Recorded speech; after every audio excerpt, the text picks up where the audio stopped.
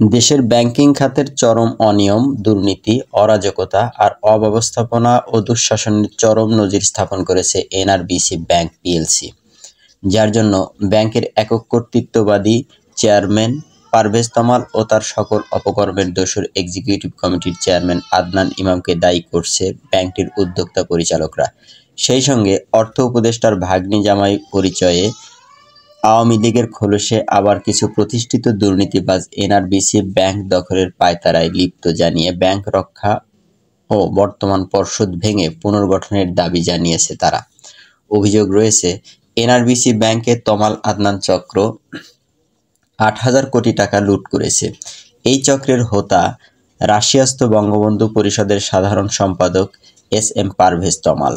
তিনি নিজেকে পরিচয় দিতেন শেখ সেলিমের পোষ্যপুত্র ও সাবেক প্রধানমন্ত্রী শেখ হাসিনার অত্যন্ত আস্থাভাজন হিসেবে। সাবেক প্রধানমন্ত্রী শেখ হাসিনার আশীর্বাদ পুষ্ট হয়ে ২০১৩ সালে লাইসেন্স নিয়ে এনআরবিসি ব্যাংকের একজন উদ্যোক্তা হিসেবে প্রবেশ করেন তমাল। এরপর তাকে আর পেছনে তাকাতে হয়নি। নিজস্ব সিন্ডিকেট গড়ে নানা কৌশলে ব্যাংকটি থেকে প্রায় ৮,০০০ কোটি টাকা লুটপাট করেন। অভিযোগ উঠেছে, আওয়ামী লীগের প্রভাবশালী নেতা শেখ সেলিম, ব্যারিস্টার ফজলে নূর তাপস সহ পতন হওয়া আওয়ামী সরকারের একাধিক মন্ত্রী, এমপিদের ভুয়া প্রতিষ্ঠানের নামে বিশেষ সুবিধায় ঋণ দেওয়ার ব্যবস্থা করেন পারভেজ তমাল। ঘুষের মাধ্যমে বিভিন্ন শাখা উপশাখায় ছাত্রলীগের প্রায় ২,০০০ নেতাকর্মীকে ব্যাংকে চাকরি দেন।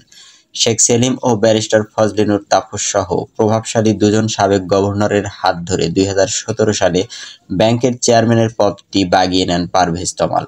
এরপর এনআরবিসি ব্যাংক থেকে নামে বেনামে প্রায় ৮,০০০ কোটি টাকা লুটপাট করেন বলে অভিযোগ রয়েছে।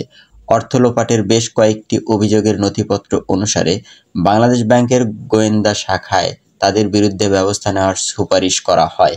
ব্যাংকটির চেয়ারম্যান পারভেজ তমাল ও পরিচালনা পর্ষদের নির্বাহী চেয়ারম্যান মোহাম্মদ আদনান ইমাম সহ বিতর্কিত পরিচালনা পর্ষদের বিরুদ্ধে ব্যবস্থা নিতেও ব্যর্থ হয় শেখ হাসিনা সরকারের অর্থ মন্ত্রণালয় ও বাংলাদেশ ব্যাংক।